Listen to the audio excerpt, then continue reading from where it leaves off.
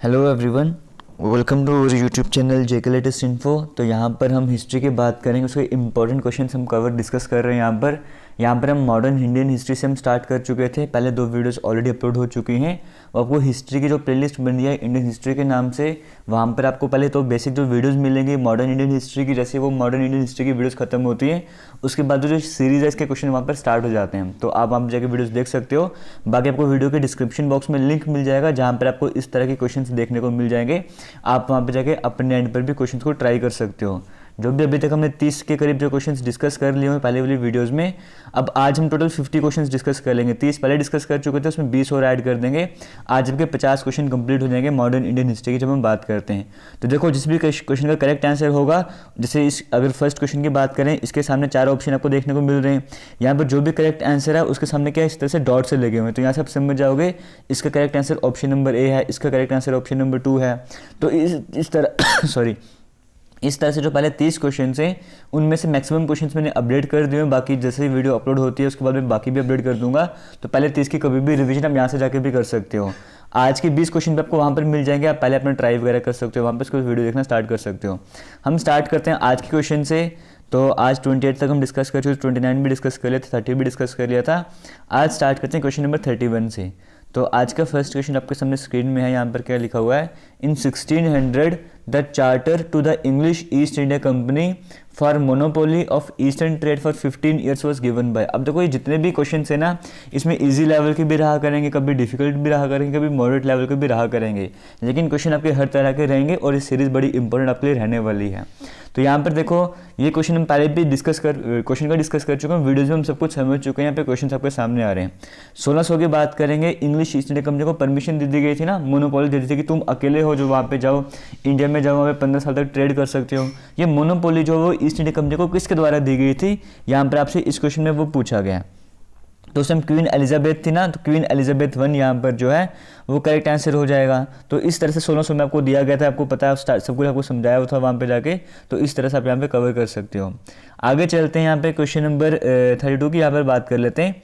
यहाँ पर लिखा हुआ है, who granted the permission to establish the first British factory at Hooghly in Bengal.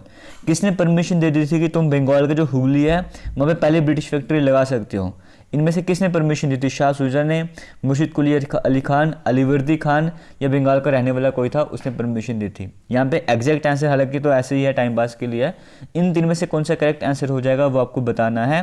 तो यहाँ पे जो करेक्ट आंसर हो जाएगा शाह शुजा हो जाएगा। शाह शुजा के द्वारा जो है वो परमिशन दे दी गई थी कि आप हुगली में फैक्ट्री जो है इस्टेब्लिश कर सकते हो। आगे चलते हैं, यहाँ पे आपसे पूछा गया, हु वॉज सर जॉर्ज ऑक्जेंडन। ये जो सर जॉर्ज ऑक्जेंडन की बात करें, ये कौन थे, पहले प्रेसिडेंट थे ईस्ट इंडिया कंपनी के, पहले गवर्नर थे बम्बई के, पहले वॉइसराय थे ब्रिटेन के, या फिर ये मुझे तो कोई साइंटिस्ट का नाम लग रहा है। इसमें से करेक्ट आंसर क्या हो जाएगा, तो यहाँ पर करेक्ट आंसर क्या हो जाएगा, सर जॉर्ज ऑक्जेंडन की बात करेंगे। आपसे पूछा कि ये कौन थे, तो ये बंगाल के बॉम्बे के पहले गवर्नर थे। आपको पता है कि जब ईस्ट इंडिया कंपनी का कंट्रोल आ गया था इसके ऊपर, बॉम्बे वगैरह के ऊपर, तो इन्होंने क्या कर दिया, एक गवर्नर वहाँ पे अपॉइंट कर दिया था। वो गवर्नर कौन बनाया था, ये अगर हम बात करें सर जॉर्ज ऑक्जेंडन को गवर्नर बनाया था। तो पहला गवर्नर बॉम्बे का कौन, आपको यहाँ से कवर हो गया होगा। क्वेश्चन नंबर 34 की बात करते हैं, which one of the following Mughal emperors given important. आपको बताया था ना, फरमान जारी करा गया था कि आप तुम ट्रेड कर सकते हो, मतलब तुम्हें टैक्स वगैरह देने की जरूरत नहीं पड़ेगी, साल का लगभग 3-4 हज़ार ऐसे करके देना है, तो बाकी तुम टैक्स फ्री ट्रेड कर सकते हो। ये फरमान जो है वो किसके द्वारा जारी करा गया था, आपसे ये पूछा गया इस क्वेश्चन में। तो ये फरमान जो है फारूक शाह के द्वारा जारी करा गया था। ऑप्शन नंबर डी करेक्ट हो जाएगा 1717 में। ये हम पढ़ चुके हैं अच्छे से, आपको इसके बारे में पता होगा। आगे चलते हैं, क्वेश्चन नंबर 35 की बात करते हैं। यहाँ पे आपको सामने क्या लिखा हुआ है, इन 1757, अगर 1757 की बात करेंगे, सिराज उद्दौला ने अटैक करा था ना ब्रिटिश की फैक्ट्री में, तो वो कहाँ पे थी ब्रिटिश फैक्ट्री जहाँ पे अटैक करा था, आपसे यहाँ पर वो पूछा गया है। तो कासिम बाजार में जो फैक्ट्री थी वहाँ पे अटैक करा था 1757 में, जिसकी वजह ऊपर लड़ाई वगैरह भी हुई थी, बैटल बक्सर वगैरह भी हो गई थी। तो सिराज उद्दौला ने कहाँ पे अटैक करा था, कासिम बाजार में। वहाँ पर कहा था कि आप हमारे जो है पॉलिटिकल अफेयर से वहाँ पे हस्तक्षेप मत करो, यहाँ पे किले वगैरह मत बनाओ, टाइम पे टैक्स वगैरह दो। फिर जब इस नेगोशिएशन फेल हो गई थी तो वो जो है वो अपनी आर्मी लेकर 30,000 लोग लेकर तो वहाँ पे चले गया था, कासिम बाजार में फैक्ट्री को सीज कर लिया था ना। तो आप सभी को पता होगा इसके बारे में। आगे चलते हैं, क्वेश्चन नंबर 36 की बात कर लेते हैं। Which one of the following states was a milk cow for the British. इनमें से कौन से स्टेट्स की बात करेंगे वो मिल्क काउ की तरह थी ब्रिटिश के लिए, तो वो क्या था यहाँ से अवध जो था, क्योंकि अवध जो है उसे इंडिया का ग्रेनरी भी कहा जाता था, लोकेशन भी ऐसी थी, तो ऑब्वियस सी बात है ब्रिटिश के लिए ईजी था वहाँ से सब कुछ कब्जा वगैरह करना, ट्रेड वगैरह करना उनके लिए बेनिफिशियल था ना वो, इसलिए मिल्क काउ कहा गया अवध को उनके लिए। आगे चलते हैं, क्वेश्चन नंबर 37 की बात करते हैं। ब्रिटिश ने अपना कैलेंडर जो है वो कब इंट्रोड्यूस करा था इंडिया में, आपसे इस बार ये पूछा गया है। 1740, 1752, 1765 या 1772। तो यहाँ पे 1752 यहाँ पर जो है करेक्ट आंसर हो जाएगा, ऑप्शन नंबर 2 बिल्कुल सही हो जाएगा। अगर वीडियो अच्छी लग रही होगी, इंटरेस्टिंग लग रही होगी तो वीडियो को शेयर ज़रूर कर देना, और बाकी लाइक तो करना ही करना है। क्वेश्चन नंबर 38 की बात कर लेते हैं। यहाँ पर क्या पूछा गया है, बाय विच ट्रीटी, कौन सी ट्रीटी के बाद जो इंग्लिश ईस्ट इंडिया कंपनी है उसको दीवानी राइट्स मिल गए थे, बंगाल के भी, बिहार के भी और उड़ीसा के भी, इन सभी के दीवानी राइट्स मिल गए थे किसको, इंग्लिश ईस्ट इंडिया कंपनी को। तो कौन सी ट्रीटी हुई थी जिस ट्रीटी के बाद दीवानी राइट्स मिल गए थे, आपसे वो पूछा गया। तो ट्रीटी ऑफ इलाहाबाद हुई थी, इलाहाबाद की ट्रीटी के बाद दीवानी राइट्स मिल गए थे। आगे चलते हैं, क्वेश्चन नंबर 39 की बात करते हैं। Who was appointed deputy Diwan of Bengal. Diwan of Bengal की बात नहीं करें, डिप्टी दीवान ऑफ बंगाल किसे अपॉइंट करेगा था, रॉबर्ट क्लाइव के बाद। देखो इलाहाबाद ट्रीटी हुई, इलाहाबाद ट्रीटी के बाद रॉबर्ट क्लाइव ने जो है डिप्टी दीवान किसको अपॉइंट किया था, बंगाल का, आपसे ये पूछा गया यहाँ पे सिंपल। तो मोहम्मद रजा खान जो है, ऑप्शन नंबर डी यहाँ पे आपको देखने को मिल जाएगा, ये करेक्ट आंसर हो जाएगा। ट्रीटी के बाद जो है वो सारा जो है मोहम्मद रजा खान को जो है वो यहाँ पे डिप्टी दीवान बंगाल का अपॉइंट कर दिया था। और अगर हम बात करें राजा सितब रॉय की, ये ऑप्शन नंबर 2 आपको देखने को मिल रहा है, इन्हें डिप्टी सूबे, इन्हें बिहार का बना दिया था, ठीक है। बंगाल का किसको बनाया था, बंगाल का रजा खान को बनाया था। और अगर हम बात करेंगे बिहार की, तो बिहार का शिरब राय को बनाया था। तो एग्जाम में क्वेश्चन किसी भी तरह से आएगा, आराम से कवर कर लेना। आगे चलते हैं, यहाँ पर क्वेश्चन नंबर 40 की बात कर लेते हैं। यहाँ पर कहा गया है, which of the following led the army of the East India Company in battle of Buxar in 1764। ये जो बैटल ऑफ बक्सर हुई थी 1764 में, तो यहाँ पे ईस्ट इंडिया कंपनी की आर्मी को कौन लीड कर रहा था इन चारों में से, हेक्टर मुनरो, वैटसन, वैरेन हेस्टिंग्स या फिर लॉर्ड क्लाइव। तो कौन जो है बैटल ऑफ बक्सर 1764 की बात करेंगे उसमें आर्मी को लीड कर रहा था। तो यहाँ पर इसका एक काम करो, इसका जो आंसर होगा ना, चलो मैं आपको बताता हूँ, हेक्टर मुनरो यहाँ पे करेक्ट आंसर हो जाएगा, ठीक है। तो आपको पता है कि जो मीर कासिम, नवाब के जो अवध थे, शाह आलम वगैरह, ये सभी अगेंस्ट में आ गए थे और हेक्टर मुनरो ने हरा दिया था इस तरह से करके। तो option number A correct answer हो जाएगा। क्वेश्चन नंबर 41 की बात कर लेते हैं। Which one of the following statement is not correct about the fourth Anglo Mysore war. Fourth Anglo Mysore war की बात करें, इसको लेकर कौन सी स्टेटमेंट सही नहीं है, अब आपको बताना है।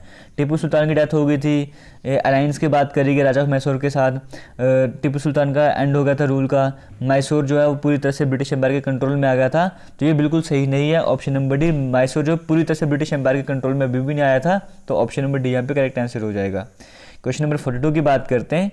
Who among the following was not a party to the coalition that fought against ठीक है। सिंपल सा क्वेश्चन क्या है, जो आपसे पहले पूछा गया, बैटल ऑफ बक्सर की बात करेंगे, उसी के बारे में पूछा गया। बैटल ऑफ बक्सर की जब हम बात करते हैं तो 1764 में हुई थी, उसमें किसने, कौन सी पार्टी जो वो मतलब एक तरह से कोalition नहीं बनाया था, जिसने जो अगेंस्ट में नहीं हुई थी, वो कौन सी पार्टी है आपसे वो पूछा गया, जो अगेंस्ट में नहीं हुई थी, इस तरह से आपसे क्वेश्चन पूछा गया।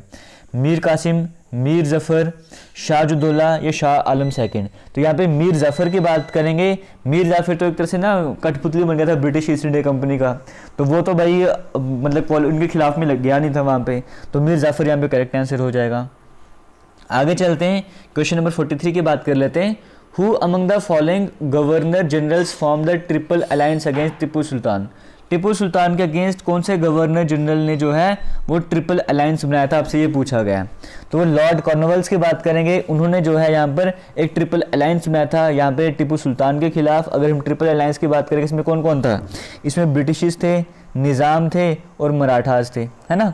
तो ये कौन था वो, यहाँ पे अगर हम बात करेंगे तो लॉर्ड कॉर्नवालिस था। आगे चलते हैं, क्वेश्चन नंबर 44 की बात करते हैं। Who was the Nawab of Bengal when the battle of Buxar was fought। जब बैटल ऑफ बक्सर हुई थी उस टाइम पे बंगाल का नवाब कौन था, आपसे ये पूछा गया। तो जब बैटल ऑफ बक्सर हुई थी उस टाइम बंगाल का नवाब कौन हुआ करता था, मीर कासिम। तो ऑप्शन नंबर सी यहाँ पे करेक्ट आंसर हो जाएगा। 1764 को हुई थी, आपको बता दें कौन कौन, इस तरह से तो 2-3 तरह के क्वेश्चन यहीं से बन गए खाली। आगे चलते हैं, क्वेश्चन नंबर 45 की बात कर लेते हैं। विच इंडियन सिटी, और बाकी आपको बताना चाहूँगा, अगर आप JKP SI का क्रैश कोर्स ज्वाइन करना चाहते हो तो वीडियो के डिस्क्रिप्शन बॉक्स में लिंक मिल जाएगा, वहाँ पे JKP ऐसे का क्रैश कोर्स का अगर आप ज्वाइन करना चाहते हो तो ज्वाइन कर सकते हो। वहाँ पे हमारी एप्लीकेशन एक क्लासेस पे कोर्स चल रहा है, तो वहाँ पे क्लासेस स्टार्ट हो चुके हैं, ठीक है। क्वेश्चन नंबर 45 की बात करते हैं। Which Indian city was gifted by the Portuguese as dowry to the Charles second the, अच्छा किंग ऑफ इंग्लैंड है यहाँ पे, ठीक है, ई काट देना। आपको बताया था ना मैंने कि एक लड़ाई हुई थी, मैट्रिमोनियल अलायंस हुई थी, जहाँ पे पुर्तगाली की बात करेंगे, उनकी बहन की शादी हुई थी, तो दहेज पे इंग्लैंड को कुछ दे दिया था। तो वो क्या दिया था, मुंबई या बॉम्बे की बात कर लो वो दिया था, गोवा दिया था, कोचिन दिया था, बिहार दिया था। तो बॉम्बे दे दिया गया था ना 1662 में। किंग चार्ल्स की बात करेंगे, सेकंड की बात करेंगे, उन्होंने कैथरीन से शादी करी थी, कैथरीन ऑफ ब्रेगांजा से, आपको सब कुछ बताया था। तो यहाँ पे बॉम्बे को गिफ्ट कर दिया था, बॉम्बे को पूरे उनके कंट्रोल में आ गया था, ठीक है। बैटल ऑफ प्लासी की बात करेंगे, वो ब्रिटिश के जो बैटल ऑफ प्लासी लड़ी गई थी वो ब्रिटिश की तरफ से कौन लीडर था, वहाँ पे आपसे सिंपली इस तरह से पूछा गया है। जब ब्रिटिश की बात करेंगे उनकी तरफ से कौन लीडर था, रॉबर्ट क्लाइव। 23 जून 1757 को ये बैटल ऑफ प्लासी लड़ाई हुई थी, और बैटल ऑफ प्लासी सिराज उद दौला के बीच में हुई थी। और दूसरी तरफ कौन था, अगर ईस्ट इंडिया कंपनी की बात करेंगे तो रॉबर्ट क्लाइव था। आगे चलते हैं, क्वेश्चन नंबर 47 की बात करते हैं।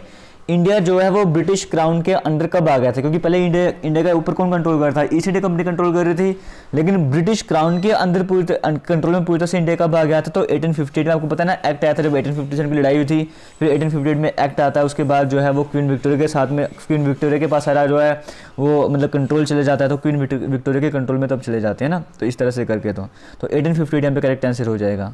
क्वेश्चन नंबर 48 की बात करते हैं, दामिनी कोह की बात करेंगे। ये ब्रिटिश गवर्नमेंट के द्वारा, ये भी एक एग्रीकल्चर की तरह इसको कह सकते हो, डिपार्टमेंट की तरह कह सकते हो। ये ब्रिटिश गवर्नमेंट के द्वारा क्रिएट करा गया था, कौन सी कम्युनिटी को सेटल करने के लिए करा गया था, संथल्स, मुंडास, ओरान से इनमें से कोई भी नहीं। तो संथल्स को सेट करने के लिए करा गया था। संथल्स को जो है ज़मीन, वो अपने किसी भी ज़मीन पर रह सकते थे, वहाँ पे एग्रीकल्चर वगैरह प्रैक्टिस कर सकते थे, इस तरह से करके। तो संथल्स को सेटल करने के लिए ऑप्शन नंबर 1 यहाँ पे करेक्ट आंसर हो जाएगा। First English factory in India was establish at, पहली इंग्लिश फैक्ट्री जो इंडिया में कहाँ पर इस्टेब्लिश हुई थी, आपसे वो पूछा गया है। मुंबई, गोवा, सूरत या फिर बिहार कहाँ पर हुई थी, तो सूरत में हो गई थी। तो अगर हम बात करेंगे, आपको पता है 1608 में जो हेक्टर शिप वगैरह लेके आए थे, आपको पता है विलियम हॉकिंस वगैरह आए थे, तो यहाँ पे फिर परमानेंट फैक्ट्री भी बाद में बना दी थी। तो सूरत यहाँ पे करेक्ट आंसर हो जाएगा। और क्वेश्चन नंबर यहाँ पे लास्ट 50 की बात करते हैं। विच battle establish British supremacy, British supremacy India में कब आ गई थी, तो आप सभी को पता है वो आई थी बैटल ऑफ बक्सर के बाद। ऐसे जो अगर हम बात करेंगे, पहले जो बैटल ऑफ प्लासी वगैरह हुई थी ना, तो वो 1757 में हुई थी, लेकिन बाद में जो बैटल ऑफ बक्सर हुई थी उसके बाद जो सही जो है इनका कंट्रोल हमारे ऊपर पूरी तरह से आ गया था, क्योंकि 1757 से स्टार्ट हुई थी हिस्ट्री वगैरह इनकी। क्योंकि तब ये पहले तो आपस में लड़ रहे थे ना, जैसे इंग्लिश हो गया, फ्रेंच वगैरह हो गए, अब इंडियन से इन्होंने अब लड़ना स्टार्ट कर दिया था। पहले 1757 में हुई थी बैटल ऑफ प्लासी, फिर 1764 में जाके बैटल ऑफ बक्सर वगैरह हो गई थी। उस टाइम पीरियड पे आपको पता है कि कितने सारे वो जाके तो उनको हराए थे, नवाब वगैरह को हराते, चीटिंग भी करी गई थी, लेकिन फाइनली ब्रिटिश सुप्रीमेसी वहाँ से स्टार्ट हो गई थी। तो ऑप्शन नंबर सी यहाँ पे करेक्ट आंसर हो जाएगा। इसी के साथ जो आपके इंपॉर्टेंट क्वेश्चंस थे आज के वो खत्म होते हैं। अब मिलते हैं नेक्स्ट वीडियो में, और बाकी जो प्लेलिस्ट वगैरह हैं पॉलिटी की जो भी हैं, जीके की इंपॉर्टेंट क्वेश्चंस के, वो सारे आप जाकर देख सकते हो। वीडियोस अपडेट कर दी गई है, ऐसा ही रीजनिंग की वीडियोस को भी अपडेट करा गया है। थैंक यू, जय हिंद।